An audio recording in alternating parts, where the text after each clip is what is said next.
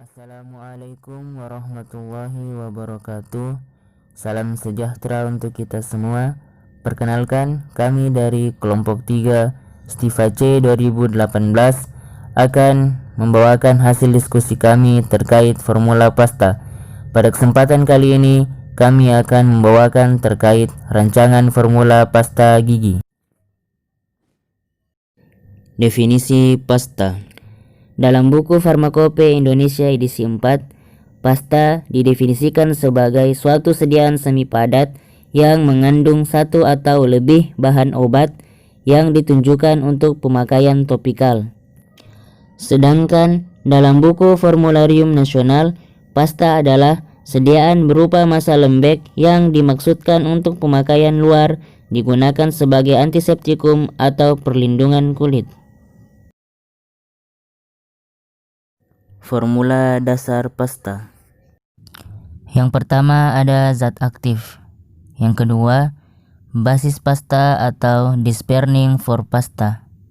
Terdapat 4 basis pasta. Yang pertama, basis hidrokarbon. Contohnya, vaselin untuk pasta zinc, parafin cair untuk pasta aluminium. Yang kedua ada basis absorpsi. Contohnya lanolin. Yang ketiga ada basis air miscible. Contohnya salep beremulsi. Dan yang keempat ada basis larut air. Contohnya polyethylene glycol atau PEG. Penggolongan pasta. Dalam buku Farmakope Indonesia edisi 4, terdapat 2 kelompok utama pasta. Yang pertama, kelompok pasta yang dibuat dari gel fase tunggal mengandung air. Yang kedua, kelompok pasta berlemak. Sedangkan dalam buku Ilmu Meracik Obat atau IMO, penggolongan pasta ada 3 macam. Yang pertama ada pasta berlemak, kedua pasta kering, dan yang ketiga pasta pendingin. Evaluasi sediaan pasta. Yang pertama uji organoleptik. Organoleptik merupakan pengujian sediaan dengan menggunakan panca indera untuk mendeskripsikan bentuk atau konsistensi, warna, dan juga bau. Yang kedua, uji pH. Prinsip uji pH atau derajat keasaman yakni berdasarkan pengukuran aktivitas ion hidrogen secara potensiometri atau elektrometri dengan menggunakan pH meter. Yang ketiga, uji viskositas. Viskositas adalah suatu pernyataan tahanan dari suatu cairan untuk mengalir. Semakin tinggi viskositas, akan semakin besar pula daya tahanannya.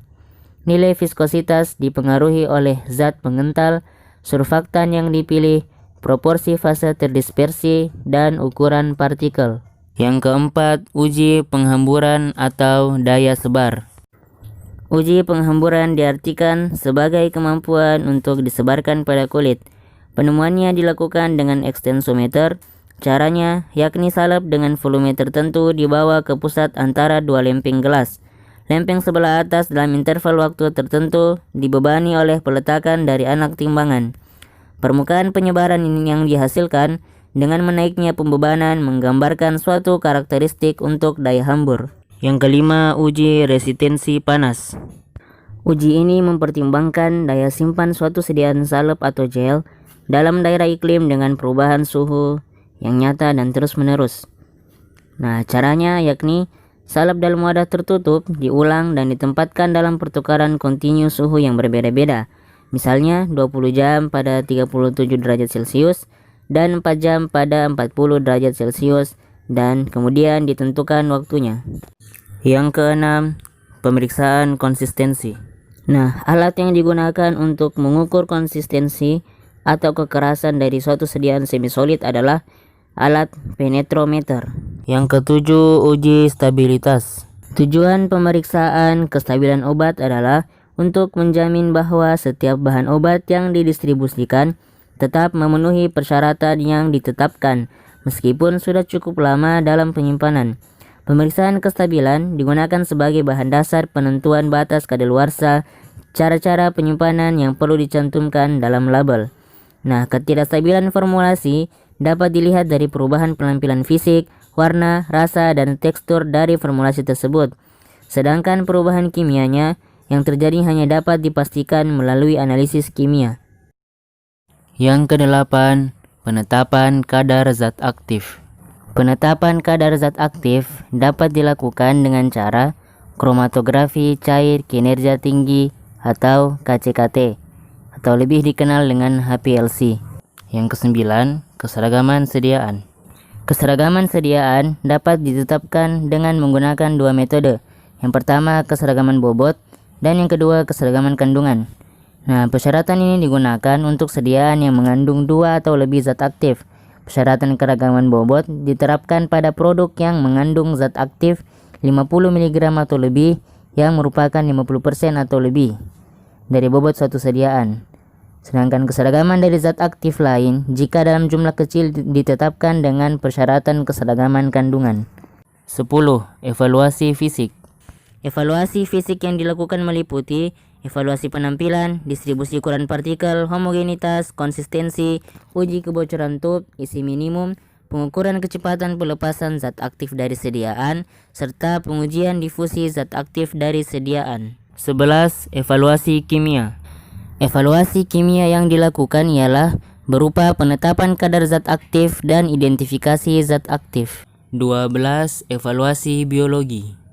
Adapun evaluasi biologi yang dilakukan ialah berupa uji penetapan potensi antibiotika dan uji sterilitas. Dan yang terakhir, ke-13, uji homogenitas. Pengujian homogenitas dilakukan untuk mengetahui apakah pada saat proses pembuatan pasta, bahan aktif obat dengan bahan dasarnya serta bahan lainnya tercampur secara homogen sehingga pasta yang dihasilkan mudah digunakan dan terdistribusi merata saat penggunaan pada kulit. Adapun alat yang biasanya digunakan pada uji homogenitas adalah roller mill, colloid mill, homogenizer tipe katup. Dispersi yang seragam dari obat yang tidak larut dalam basis maupun pengecilan ukuran agregat lemak dilakukan dengan melalui homogenizer atau mill pada temperatur 30 hingga 40 derajat Celcius, di mana diletakkan 0,5 gram sediaan pada objek gelas, kemudian ditutup dengan objek gelas yang lainnya. Kemudian diamati homogenitasnya menggunakan loop. Terima kasih. Sekian yang dapat kami paparkan, kurang dan lebihnya mohon dimaafkan. Wassalamualaikum warahmatullahi wabarakatuh.